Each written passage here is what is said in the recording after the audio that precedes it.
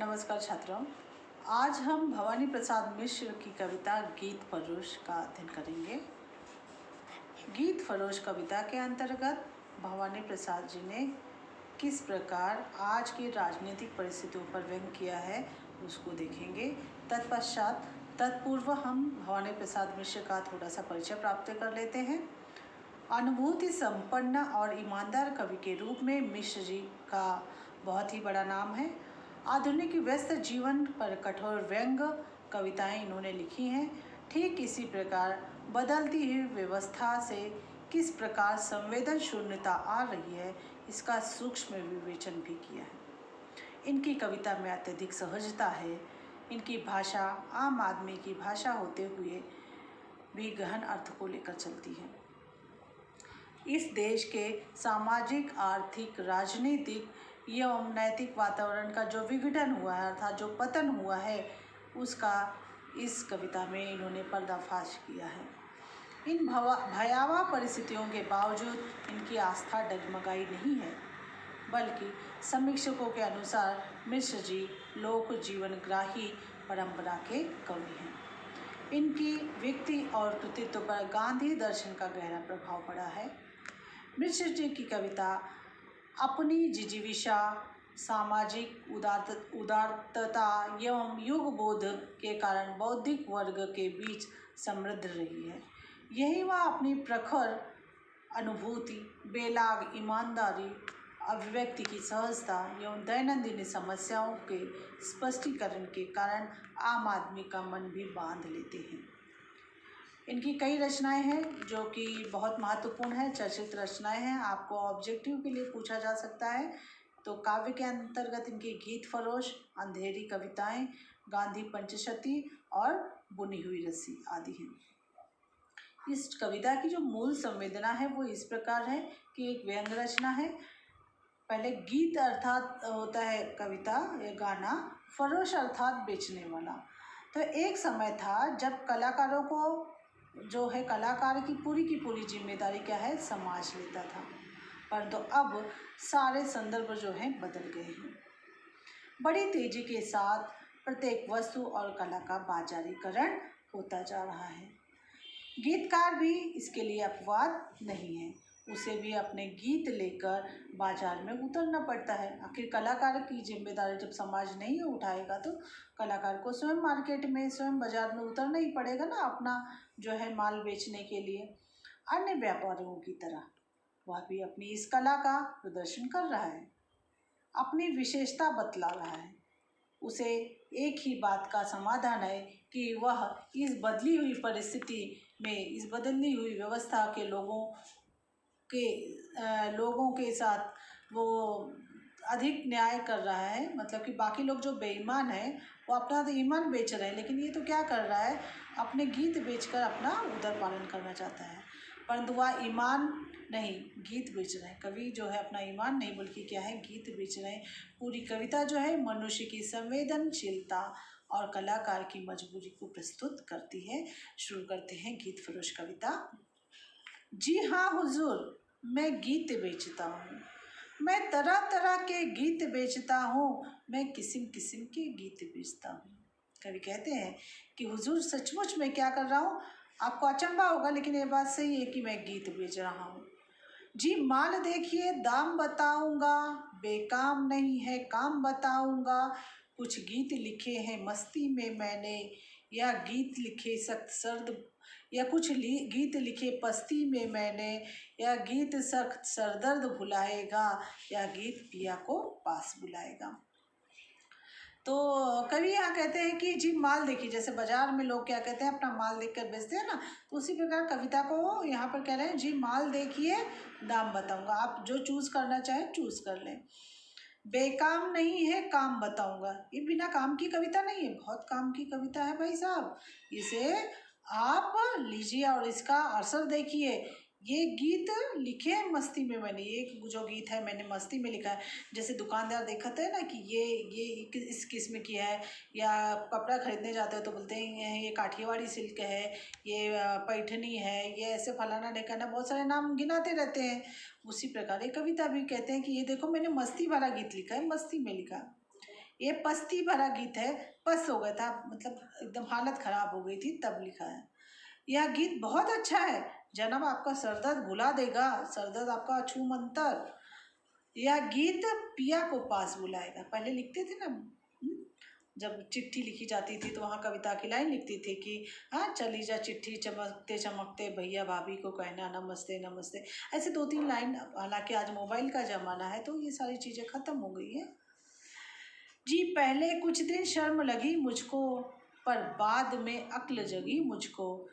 जी लोगों ने बेच दिए ईमान, जी आप न हो सुनकर ज़्यादा हैरान। मैं सोच समझ कर आखिर, मैं सोच समझ कर आखिर अपने गीत बेचता हूँ। जी हाँ हुजूर, मैं गीत बेचता हूँ, मैं तरह तरह के गीत बेचता हूँ, मैं किस्म किस्म के गीत बेचता हूँ।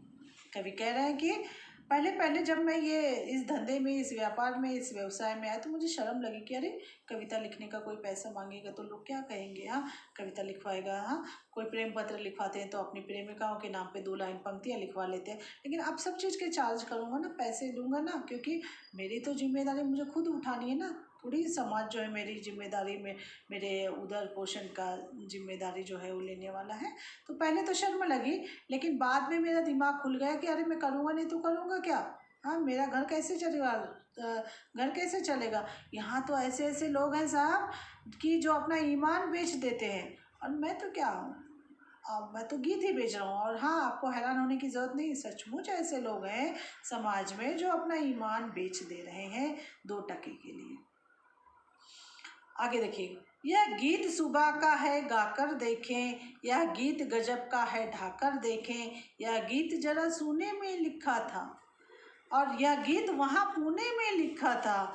यह गीत पहाड़ी पर चढ़ जाता है, यह गीत बढ़ाए से बढ़ जाता है, यह गीत भूख और प्यास भगाता है। जी यह मसान में भूख जगाता है, मसान यानी शमशान घाट, वहाँ पर भी भूख जग जाएगी। यह गीत भुआली की है हवा हुजूर, भुआली की ठंडी जैसी हवा है ये। यह गीत तपेदी की है दवा हुजूर।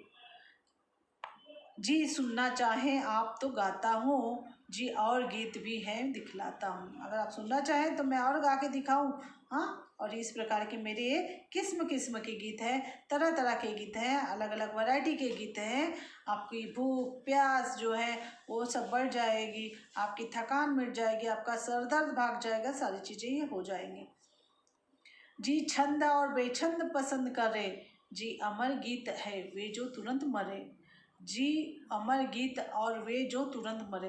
देखो अमर गीत होना, जैसे रामचरितमानस लिखा गया वो कालजयी रचना हो गई, और कुछ गीत जैसे अखबारों में कुछ छपते हैं तो जिस दिन पैदा होते हैं उसी दिन मर जाते हैं। मतलब कि तथाकथित क्या होता है, जो चीज़ जितना दिन तक चलता है उसी दिन उतने दिन तक उसकी महत्ता होती है। तो यहाँ पर कवि कह रहा है कि मैं आपको अमर गीत भी दे सकता हूँ और जो तुरंत मरे ऐसे भी गीत दे सकता हूँ। ना बुरा मानने की इसमें है बात, मैं ले आता हूँ कलम और दावत, कलम दावत लेके आता हूँ, नहीं तो आप अपना जो है चॉइस बताइए, हाँ मैं वैसे लिख दूंगा। कहते हैं कभी आगे, इनमें से भाई नहीं, इनमें से भाई नहीं नए लिख दूंगा। अगर मेरे पास जो गीत मैंने फैलाया है, दुकान डाली है, इसमें से अगर आपको कोई भी पसंद नहीं है, कोई भी अच्छा नहीं लग रहा है, अगर आपको नहीं भा रहा है तो मैं नए लिख दूंगा। मैं अभी कलम और दावत स्याही और पेन लेकर आ रहा हूँ। जी नए चाहिए नए, गए लिख, नए चाहिए नहीं गए लिख दूंगा। कहते मतलब कि नए नहीं तो गए, पुराने भूले बिसरे वाले गीत। मैं नए पुराने सभी तरह के गीत बेचता हूँ। ये ऐसी दुकान है साहब कि यहाँ पर सब चीज़, हर ट्रेंड, हर वैरायटी की कविता, हर वैरायटी का गीत जो है मिल जाएगा। जी हाँ हुजूर, मैं गीत बेचता हूँ, मैं तरह तरह के गीत बेचता हूँ, मैं किस्म किस्म के गीत बेचता हूँ।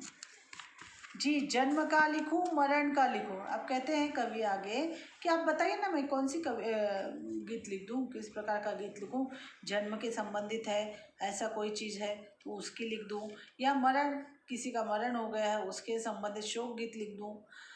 जी गीत जीत का लिखूं शरण का लिखूं। आपने विजय प्राप्ति की है, आपने जीत प्राप्ति की है, उसका लिख दूं, कि आप शरण होना चाहते हैं, शरणागत जानना चाहते हैं, उसका लिख दूं। या गीत रेशमी है या खादी का, या गीत यह गीत पित्त का है या वादी का, पित्त का वादी का, सारी बीमारियां गिना रहा है। कुछ और डिज़ाइन भी हैं, यह इल्मी है, कुछ और नए नए डिज़ाइन है, इल्मी डिज़ाइन है। या लीजिए चलती चीज़, चलती मतलब जो आज के ट्रेंड में चलती चीज़ है, नया फैशन का है। या लीजिए चलती चीज़, नई फिल्में, फिल्मी है, ये नया है, लेटेस्ट आया है मार्केट में। हाँ, ऐसा गीत जो है ये वाली पिक्चर में गाया गया है, ऐसा फलाना ढेकाना, जैसे बताते हैं ना कि ये कपड़ा इसमें दीपिका पादुकोण ने पहना है, वैसे कविता भी कह रहे हैं कि ये इसमें जो है गाई गई है। यह सोच सोच कर मर जाने का गीत, या दुकान से घर जाने का गीत, जी नहीं दिल लगी की इसमें क्या बात। मैं कोई दिल लगी थोड़ी कर रहा हूँ, सही कह रहा हूँ, कोई दिल लगी नहीं कर रहा हूँ। जी नहीं दिल लगी की इसमें क्या बात, मैं लिखता ही तो रहता हूँ दिन रात मेरा यही काम है, लिखना ही मेरा काम है। तो तरह तरह के बन जाते हैं गीत, तो मैं दिन रात यही काम करता हूँ तो तरह तरह के गीत बन ही जाते हैं।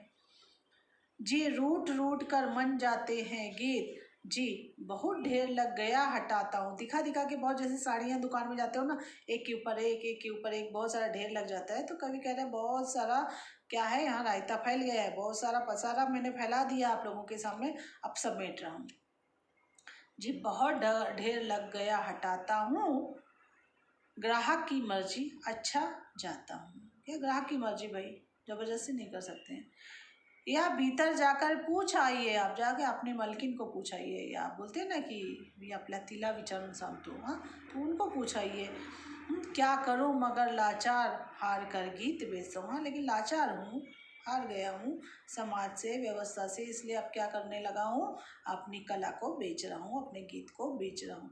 जी हाँ हुजूर, मैं गीत बेचता हूँ, मैं किस्म किस्म के गीत बेचता हूँ। इस प्रकार यहाँ पर कवि भवानी प्रसाद जो है, कवि भवानी प्रसाद मिश्र जो है, बड़े व्यंग्यात्मक ढंग से, बड़े ही आप जिसको कहेंगे टॉन्ट के रूप में जो है ये बता रहे हैं, व्यंग कर रहे हैं, समाज पर उपहास कर रहे हैं कि आज समाज में ऐसी स्थिति आ गई है कि कलाकार को अपना उधर पोषण करने के लिए जो है अपनी कला को जो है सौदा करना पड़ रहा है, कला को बेचना पड़ रहा है। तो इस प्रकार आपकी ये जो कविता है गीत फरोश कविता है।